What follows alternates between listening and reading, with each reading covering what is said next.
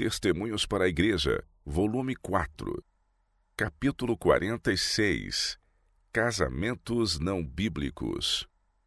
Vivemos nos derradeiros dias, quando a mania do assunto matrimonial constitui um dos sinais da breve vinda de Cristo.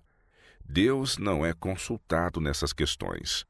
A religião, o dever e os princípios são sacrificados a fim de satisfazer aos impulsos do coração não consagrado. Não deve haver grande ostentação e regozijo sobre a união dos nubentes. Não há um casamento em 100 que resulte em felicidade, tenha a aprovação de Deus e coloque os cônjuges em condições de melhor o glorificarem. Inúmeras são as más consequências de maus casamentos. São contraídos por impulso. Mal se pensa em obter uma visão sincera do assunto, e a consulta com as pessoas de experiência é considerada coisa antiquada. Impulso e paixão profana, eis o que ocupa o lugar do amor puro. Muitos põem em risco a própria alma e trazem sobre si a maldição de Deus por entrarem nas relações conjugais unicamente para satisfazer a fantasia. Foram-me mostrados casos de pessoas que professam a verdade e cometeram grande erro casando-se com incrédulos. Foi por eles nutrida a esperança de que a parte não crente havia de abraçar a verdade. Mas, uma vez que essa parte conseguiu seu objetivo, a pessoa fica mais afastada da verdade que antes. Começam então as sutis atuações, os contínuos esforços do inimigo para desviar o crente da fé. Muitos há que estão perdendo o interesse e a confiança na verdade por terem entrado em íntimo contato com incrédulos. Respiram uma atmosfera de dúvida, desconfiança e infidelidade. Têm a incredulidade diante dos olhos e dos ouvidos e, afinal, a acalentam. Alguns talvez resistam a essas influências. Em muitos casos, porém, sua fé fica imperceptivelmente minada, destruída, afinal. Satanás foi então bem-sucedido em seus planos. Atuou tão sorrateiramente por meio de seus instrumentos que as barreiras da fé e da verdade foram derribadas antes de os crentes terem qualquer ideia da situação em que se encontravam. Coisa perigosa é formar uma aliança mundana. Bem sabe Satanás que o momento que testemunha o casamento de muitos rapazes e moças põe um ponto final em sua história religiosa, em sua utilidade nesse sentido. Acham-se perdidos para Cristo. Poderão por algum tempo fazer um esforço para viver a vida cristã. Todos esses esforços, no entanto, são feitos contra a decidida corrente em sentido contrário. Outrora era para eles um privilégio e prazer falar acerca de sua fé e esperança. Chegam, porém, a relutar para mencionar tal assunto, sabendo que aquele com quem uniram o destino não tem nenhum interesse no mesmo. Em consequência, perece no coração a fé na preciosa verdade, e Satanás tece traiçoeiramente em torno deles uma rede de ceticismo. Ao se levar a excessos aquilo que é permitido, comete-se um grave pecado. Os que professam a verdade e espezinham a vontade de Deus ao desposar incrédulos, perdem-lhe o favor e tornam difícil a obra do arrependimento. O incrédulo poderá ser dotado de excelente caráter moral. O fato, porém, de que ele ou ela não atendeu às reivindicações de Deus e negligenciou tão grande salvação é razão suficiente para que se não consume tal união. O caráter do incrédulo talvez seja semelhante ao do jovem a quem Jesus dirigiu as palavras: "Uma coisa te falta, essa era a coisa necessária." Alega-se por vezes que o incrédulo é favorável à religião, e é tudo quanto se poderia desejar para um companheiro, a não ser uma coisa: não ser cristão. Se bem que o melhor discernimento do crente lhe sugira ser inconveniente unir-se para toda a vida com uma pessoa que não partilha da fé, todavia, em 9 casos de 10 triunfa a inclinação. O declínio espiritual começa no momento em que se proferem os votos no altar.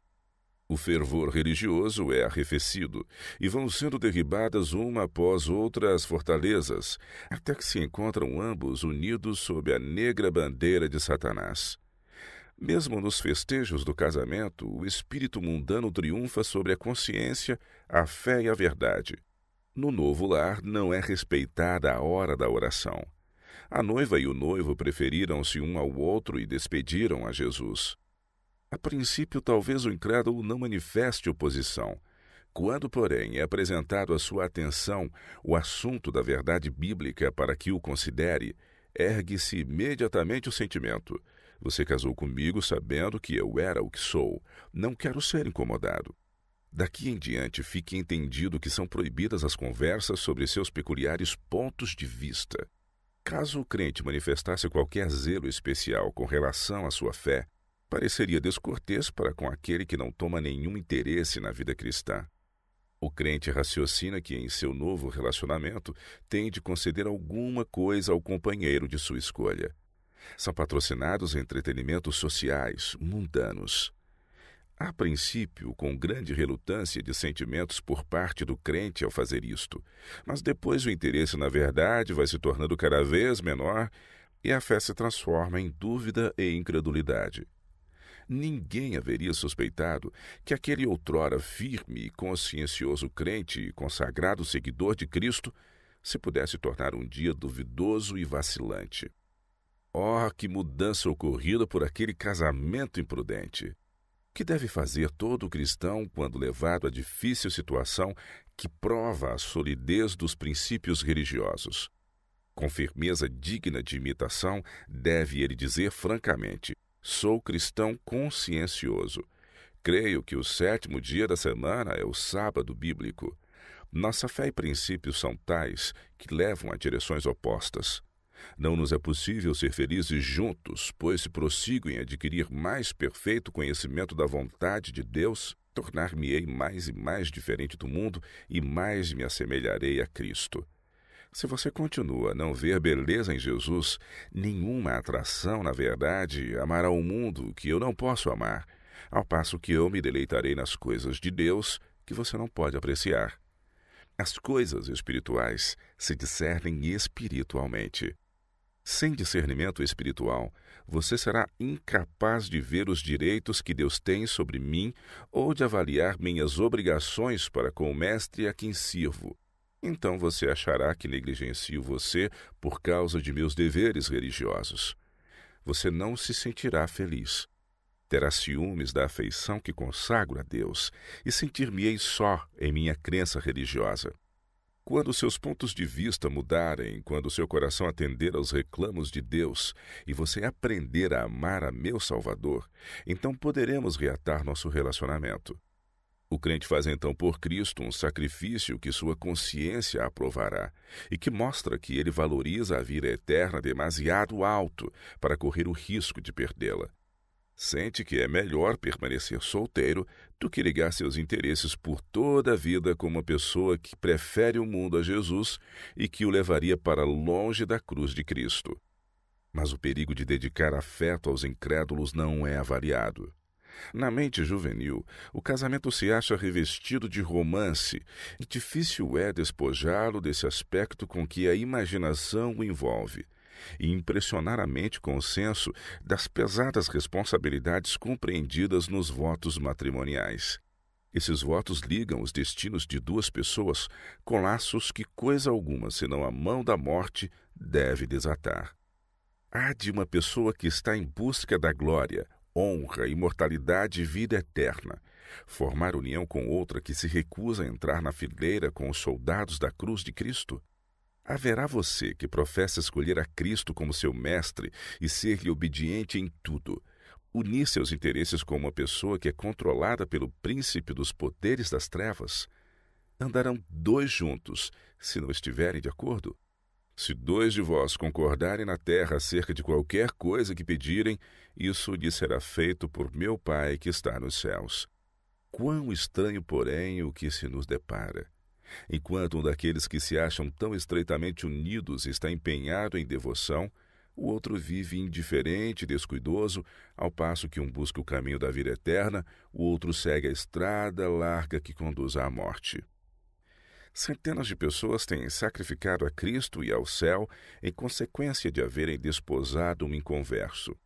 Acaso pode ser que o amor e o companheirismo com Cristo seja de tão pouco valor para eles, que prefiram a companhia de pobres mortais? É o céu tão pouco estimado que estejam dispostos a arriscar esse prêmio por alguém que não sente amor algum para com o precioso Salvador? A felicidade e o êxito da vida de casados depende da união dos cônjuges. Como pode a mente carnal se harmonizar com a mente semelhante à de Cristo? Um semeia na carne, pensando e agindo em harmonia com os impulsos do próprio coração. O outro semeia no espírito, reprimindo o egoísmo, vencendo as inclinações e vivendo em obediência ao Mestre a quem professa servir. Existe, portanto, eterna diferença de gostos, inclinações e desígnios. A menos que o crente, mediante sua firme adesão aos princípios, conquiste o impenitente, há de, como é o mais comum, ficar desanimado e vender seus princípios religiosos pela desvaliosa companhia de alguém que não tem ligação com o céu. Deus proibiu rigorosamente o intercâmbio matrimonial de seu povo com outras nações. Alega-se agora que essa proibição foi feita a fim de impedir os hebreus de casarem com idólatras e formarem ligações com famílias pagãs. Os pagãos, no entanto, achavam-se em condições mais favoráveis do que os impenitentes desta geração, os quais, tendo a luz da verdade, ainda se recusam persistentemente a aceitá-la. O pecador de hoje é incomparavelmente mais culpado que os gentios, pois a luz do Evangelho brilha claramente ao seu redor. Ele viola a consciência e é inimigo deliberado do Senhor. O motivo indicado por Deus para proibir esses casamentos foi: pois fariam desviar teus filhos de mim. Aqueles dentre o antigo Israel que se arriscaram a desprezar a proibição divina, fizeram-no com o sacrifício dos princípios religiosos. Tomem o caso de Salomão como exemplo. Suas mulheres lhe desviaram de Deus o coração.